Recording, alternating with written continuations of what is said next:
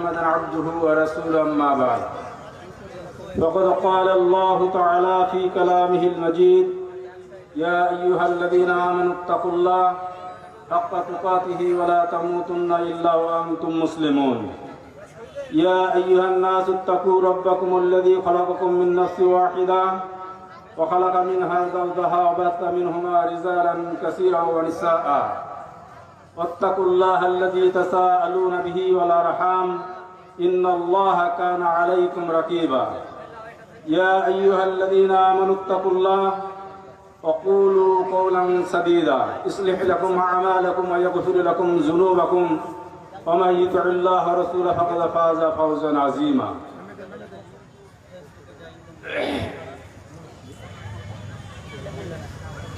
সম্মানিত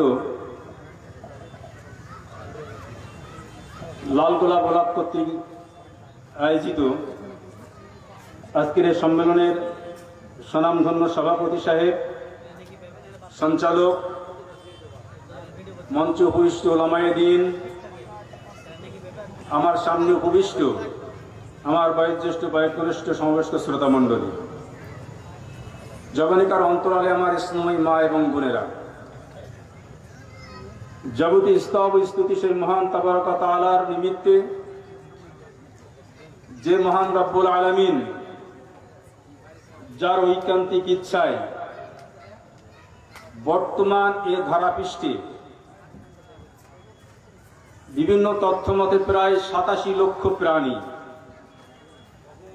এই ৮৭ লক্ষ প্রাণীর মধ্যে যে মহান রব্বুল আলামিন মানুষকে সর্বোৎকৃষ্ট করে সৃষ্টি করেছেন, এই সর্বোৎকৃষ্ট যদি আমরা হিসাব করি, পর্যালোচনা করি, মহান রব্বুল আলামিন ৩ শ্রেণীর মানুষকে উলাইকা কাল আনআম বলেছেন। তারা চতুষ্পদ জন্তুর ন্যায়। কারা? লাহুম কুলুবুল লা ইয়াফকাহুনা বিহা। মহান রব্বুল আলামিন বলছেন, যাদের হৃদয় দিয়েছি আমি, কলব দিয়েছি, অন্তর দিয়েছি, বিবেক দিয়েছি, এই কলব, অন্তর, বিবেক থাকা সত্ত্বেও যারা আমাকে সঠিকভাবে মূল্যায়ন করে না, আমাকে চেনে না, মহান রব্বুল আলামিন তাদেরকে উলাইকা কাল আনআম বলেছেন।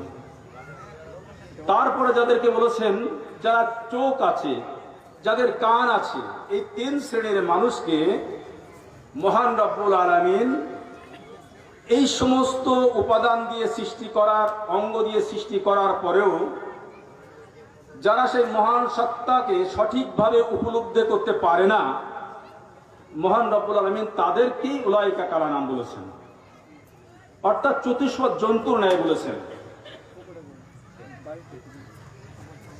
যে মহান রব্বুল আলামিন এই চতুষ্পদ জন্তু থেকে মুক্ত করে আমাদেরকে আজকের জমিয়তে আহলে হাদিস লালগোলা ব্লক কর্তৃক আয়োজিত এই সমাবেশে আসার জন্য, শোনার জন্য এবং বাস্তব জীবনে পালন করার জন্য যে মহান রব্বুল আলামিন আমাদের ক্ষেত্র তৈরি করে দিয়েছেন, তার নিমিত্তে আমরা প্রশংসা জ্ঞাপন করি। সবাই বলে আলহামদুলিল্লাহ।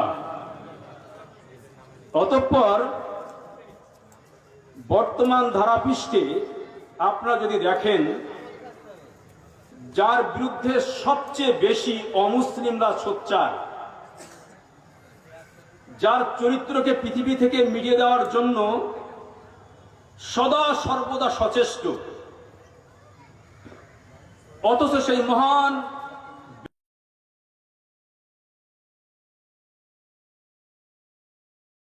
যাকে আদর্শ হিসেবে গ্রহণ করছেন, তিনি হলেন আমাদের প্রাণপ্রিয় নবী, নবী মুহাম্মদ রাসূলুল্লাহ সাল্লাল্লাহু। ঠিক সেই সময়ে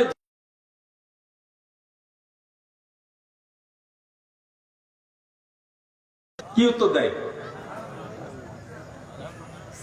তিনিও বলেন আলহামদুলিল্লাহ ভালো আছি।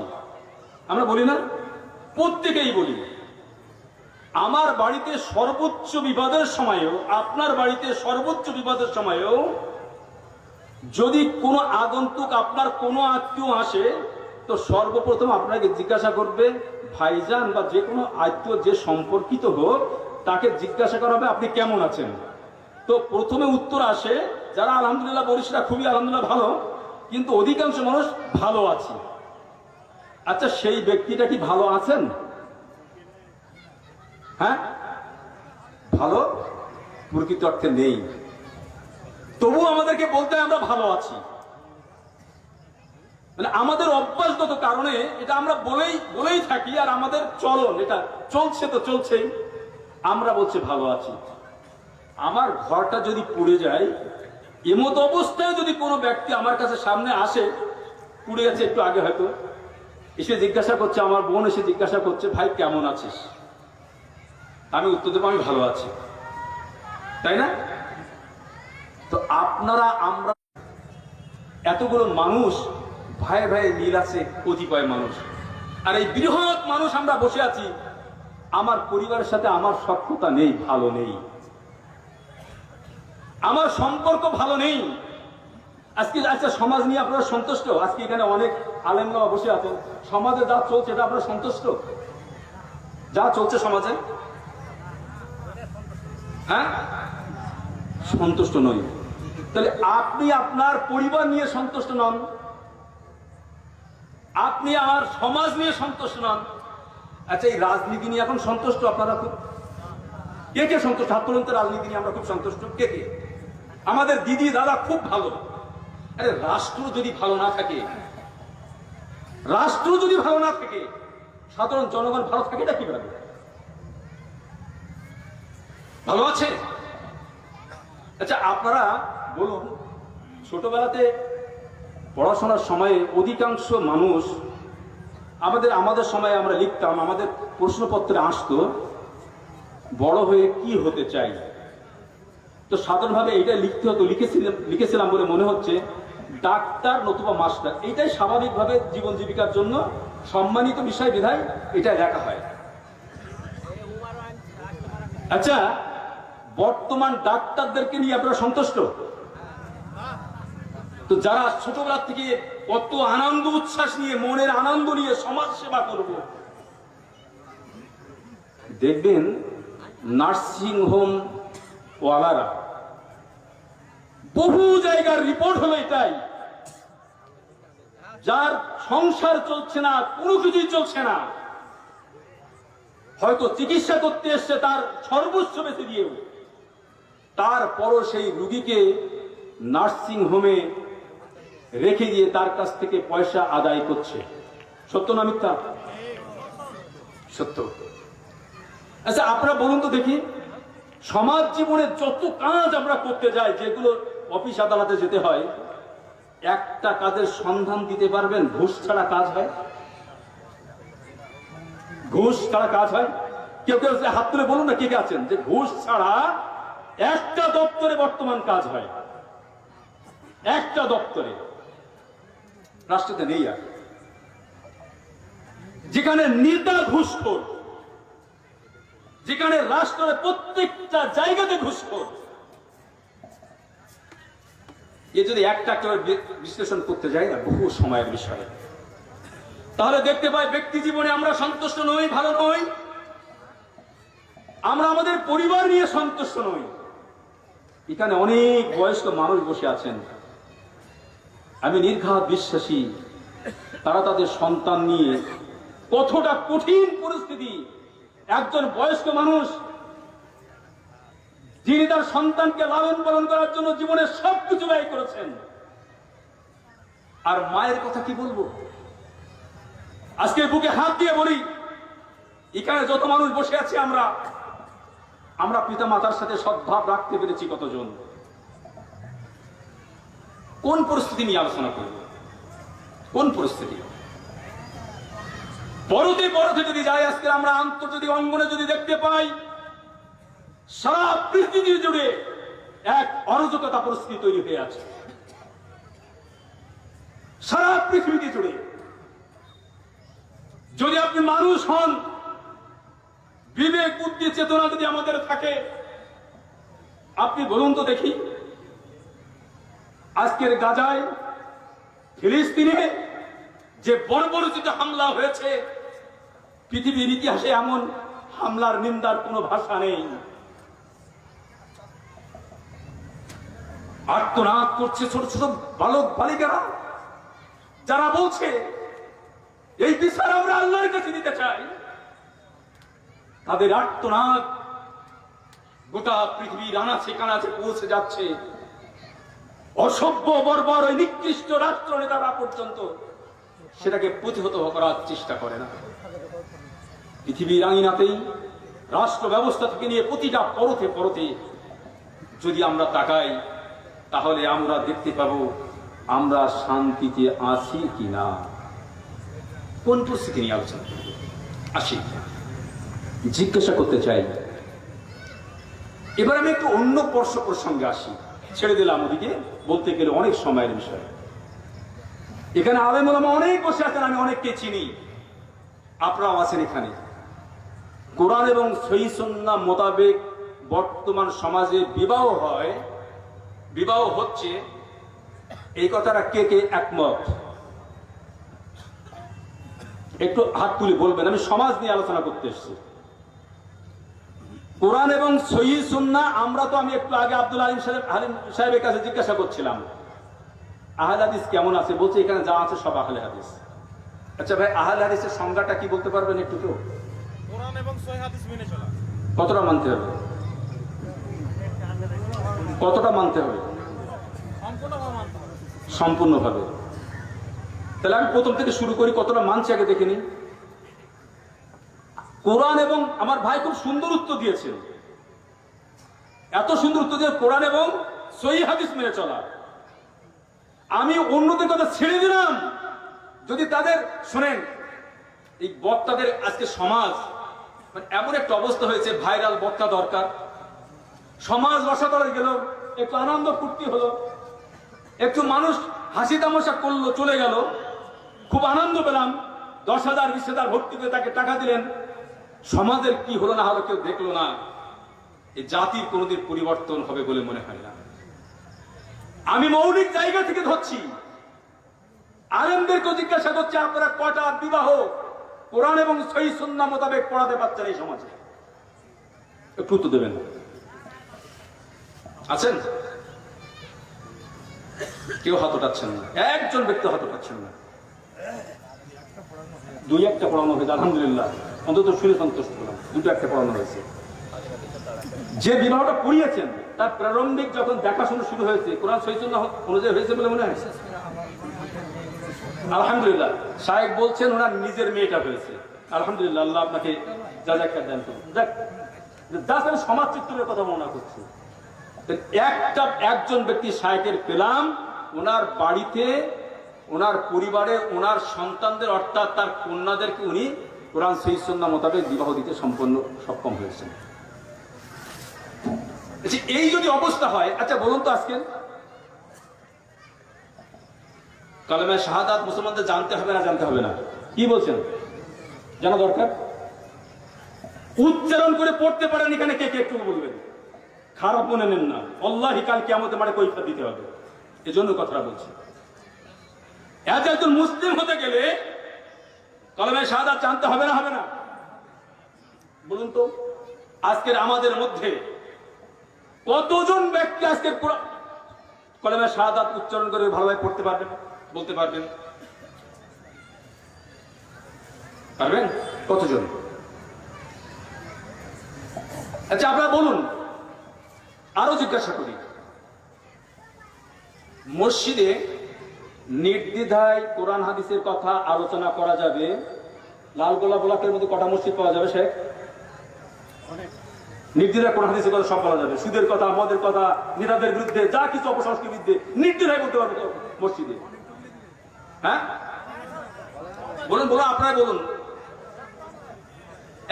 কটা আছে? কোন মসজিদই নাই, কোন মসজিদ নাই যেখানে নির্দ্বিধায়, আমি বলছি আল্লাহি, আমার এই পশ্চিম বাংলার আমার জানা মতো এমন জায়গা আছে, হাজী সাহেব মানুষ, হজ করে এসেছে হাজী সাহেব মানুষ, তার হোটেল চলে, সেখানে বার চলে, সেখানে মদ চলে। মদের বিরুদ্ধে বক্তব্য হচ্ছে, তিনি মনে করছেন আমার বিরুদ্ধে বলছে, সে মসজিদ ত্যাগ করেছে। আল্লাহি, আমি বানিয়ে গল্প বলছি। আজকে বলুন তো, সমাজের প্রত্যেকটা রন্ধ্রে রন্ধ্রে যে কথাটা আজকের অপসংস্কৃতি মুসলমান সমাজে ঢুকে গেছে, প্রত্যেকটা বিষয় যদি আজকে আমরা আলোচনা করতে চাই, একটি বিষয় যদি আমরা আলোচনা করতে চাই যে মুসলমানদের এই অবস্থা উত্তরণের পথটা কোথায়, সমস্যাটা কোথায়, আগে তো সেটা বিশ্লেষণ করতে হবে। আজকে মসজিদ নেই। এই মুর্শিদাবাদের একজন ব্যক্তি, দায়িত্বশীল ব্যক্তি, আমাদের সাহেব চলে গেছেন, উনি হালাল রুজি সম্পর্কে আলোচনা করছিলেন, খুব সুন্দর আলোচনা করছিলেন।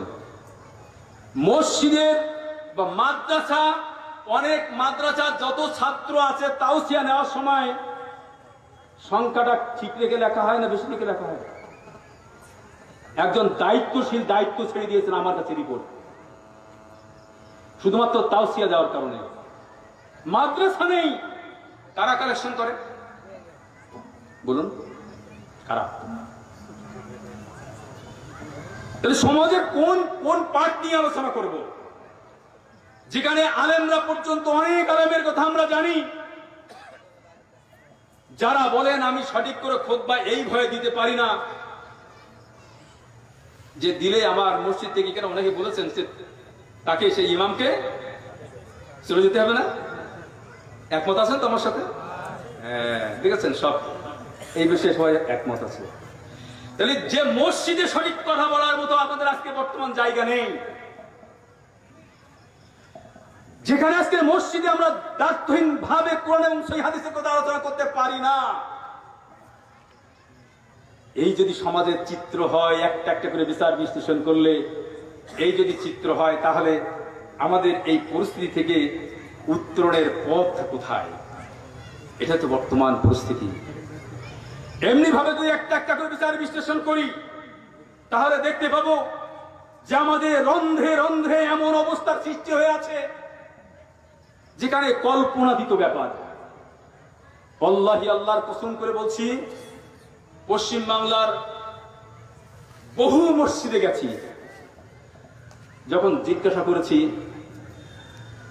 কোন কোন বয়স্ক মানুষ এমন আছেন নামাজ পড়ছেন। আজকে যদি আপনাদের কাছে আমি জিজ্ঞাসা করি এখানে যে যত পার্সেন্ট মানুষ নামাজ, যত শতাংশ মানুষ নামাজ পড়ছেন, এই শতাংশটা যদি কালকের বলা হয়, আমরা দোয়া মাসুরা থেকে নিয়ে সমস্ত দোয়া দরুদ শিখিয়ে দেব, কালকে থেকে একটু ধরবো যে কে কেমন জানেন। তা বলুন তো, মসজিদে মুসল্লি কমে যাবে না বেড়ে যাবে? অবস্থাটা কি? সবাই এই বিষয়গুলো একমত, কমে যাবে, সবই কমে যাবে। আল্লাহে এটাও সত্য, এমন মুসল্লি পেয়েছি 50 বছর ধরে নামাজ পড়ছে, আল্লাহে সে কোনোদিন ফরজ গোসল করতে হয় কিভাবে এটা শেখার জন্য চেষ্টাই করে। আজকে আমাদের মুসল্লিদের যদি এই অবস্থা হয়, আজকের মসজিদে যদি এই অবস্থা হয়, আলেমদের যদি এই অবস্থা হয়, সাধারণ যদি এই অবস্থা হয়, তাহলে আজকের আমরা যাবোটা কোথায়? আসুন, সমস্যার সমাধানটা কোথায়? এমনি ভাবে যদি শুধু সমস্যা নিয়ে আলোচনা করি, দীর্ঘ সময় চলে যাবে, দেখবেন প্রতিটাতে না সমাজের এই অধঃপতন রসাতলে চলে গেছে, প্রত্যেকটা দিক এবং বিভাগে রসাতলে চলে গেছে, যেখানে ন্যায় নীতি কোনটাই আর অবশিষ্ট নেই বললেই চলে।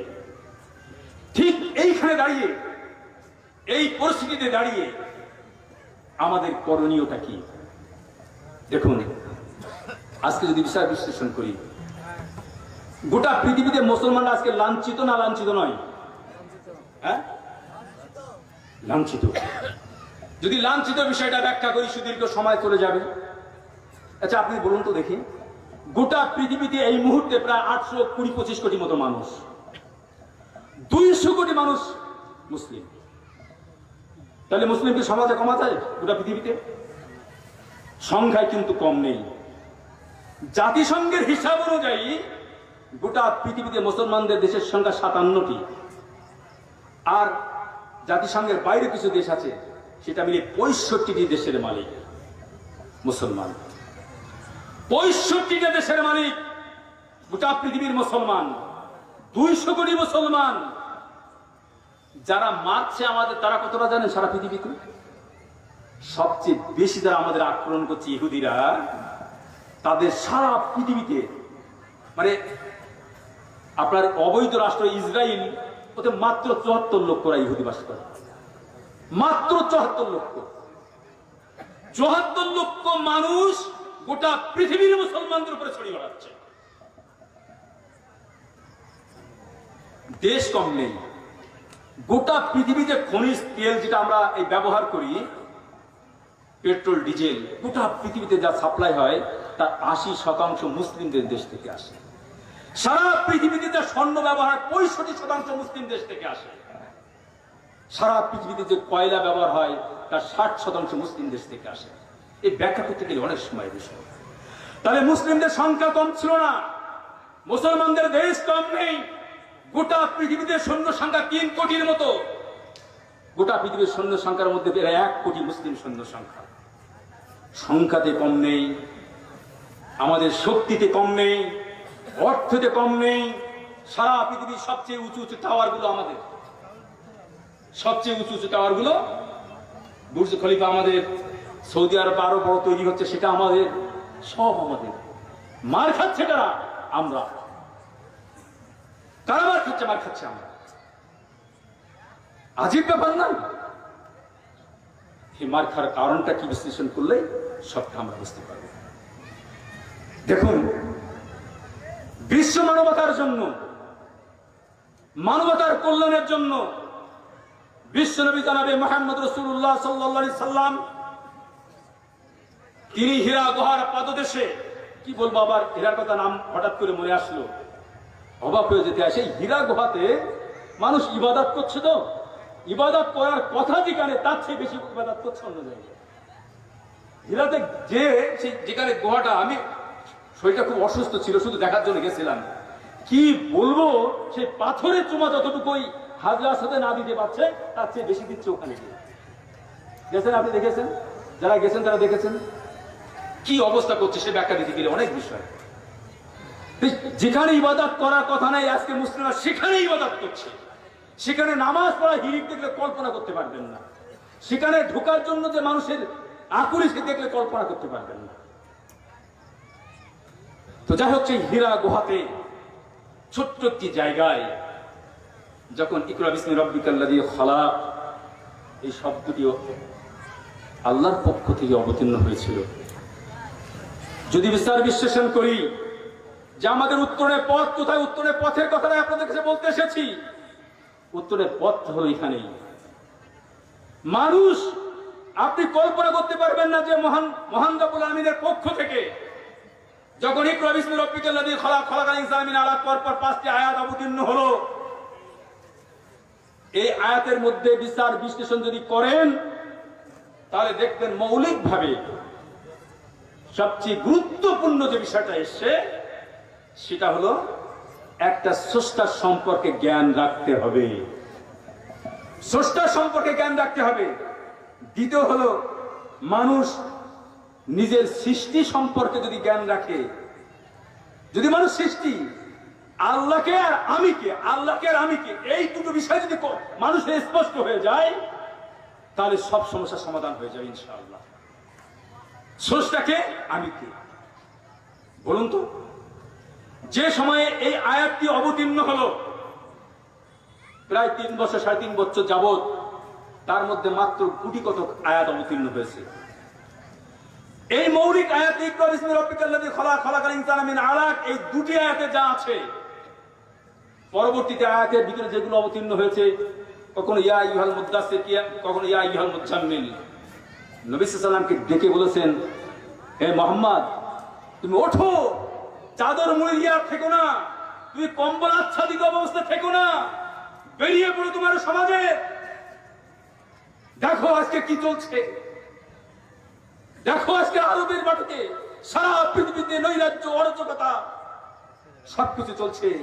বেরিয়ে পড়ো হে মুহাম্মদ, তুমি আর ঘুমিয়ে থাকো না, তোমার সময় এসেছে এগিয়ে চলে মানুষকে পথ দেখাতে হবে। সেই পথ মানে মানুষকে ধাবিত করতে হবে। বেরিয়ে পড়লেন।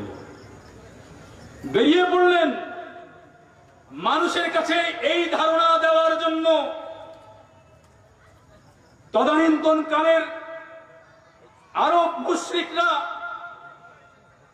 যে অত্যাচার বিশ্বনবী জনাবে মুহাম্মদ রাসূলুল্লাহ সাল্লাল্লাহু আলাইহি ওয়াসাল্লামের উপরে করেছিলেন, শুধু তাই নয়, এই স্বল্প পরিসরে যারা দ্বীনকে কবুল করেছিলেন তাদের ইতিহাস ছিল অত্যন্ত নাজুক। কি পেয়েছিলেন তারা? আজকের আমরা 500 টাকাতে 100 টাকাতে ইমান বিক্রি করে দিই। আজকে অবাক লাগে, মুসলিম নেতৃত্বরা পর্যন্ত বিজয় সম্মেলনের নামে মুশরিক বানাচ্ছে। আজকের অবাক হয়ে যেতে হয়। এই মুসলমান, এক মুর্শিদাবাদের মুসলমান, সারা পৃথিবী, সারা ভারতবর্ষের ভিতরে সবচেয়ে মুসলমান, যেখানে রাজনৈতিক খুনোখুনি তুমি কার আদর্শে করছো? তুমি কার আদর্শে সবচেয়ে বেশি খুনোখুনি হয়? এই মুর্শিদাবাদে মুসলমানদেরকে খেপিয়ে দিয়ে। তোমার আদর্শের লোক কি সামনে ছিল না?